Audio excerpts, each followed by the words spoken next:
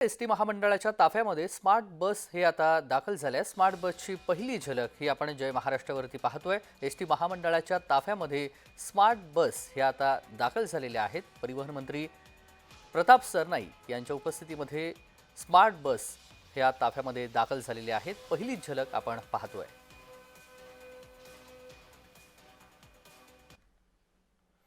या सगळ्या संदर्भात सविस्तर तपशील आपण जाणून घेऊयात। कुणाल भोईटे आपले प्रतिनिधी जोडले गेलेले आहेत। कुणाल, एसटी महामंडळाच्या ताफ्यामध्ये स्मार्ट बस ह्या दाखल झालेल्या आहेत, सविस्तर तपशील।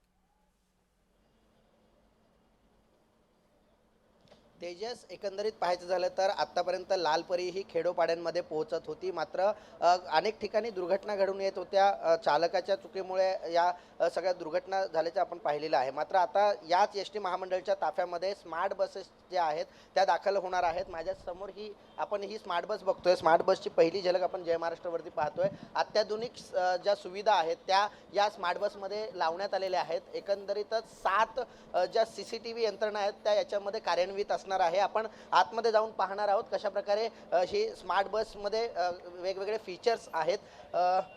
आपण पाहतोय ही जी स्मार्ट बस आहे ती अत्याधुनिक सुविधांसह बनवलेली आहे।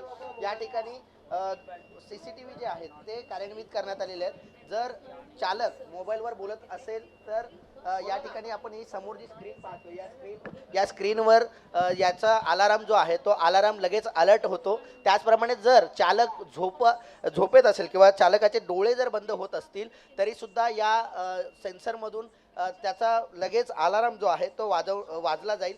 त्याचप्रमाणे या स्मार्ट बसमध्ये 7 प्रकारचे CCTV जे आहेत ते कार्यान्वित असणार आहेत। त्याचप्रमाणे परिवहन मंत्र्यांनी सांगितल्याप्रमाणे जाहिरातीसाठी इथे स्क्रीनिंग लावण्यात आलेली आहे, जेणेकरून मुख्यमंत्री असतील, पंतप्रधान असतील, हे कोणत्या महत्त्वाच्या विषयावर जर निवेदन करणार असतील तर ते थेट जे प्रवास करणारे प्रवासी आहेत त्यांना दिसणार आहे। त्याचप्रमाणे याच्यामध्ये वायफाय सिस्टीम देखील बसवण्यात आलेली आहे आणि चार्जिंगसाठी देखील सिस्टीम जी आहे ती या स्मार्ट बसमध्ये करण्यात आलेली आहे। त्यामुळे आत्तापर्यंत एस टीचा एक लाल परी म्हणून जो उल्लेख व्हायचा किंवा लाल डब्बा म्हणून उल्लेख व्हायचा तोच लाल डब्बा आता अत्याधुनिक झालेला आहे। स्मार्ट बसचा त्याचा रूप आलेला आहे आणि आज त्याची पाहणी जी आहे ती परिवहन मंत्र्यांनी केलेली पाहायला मिळते।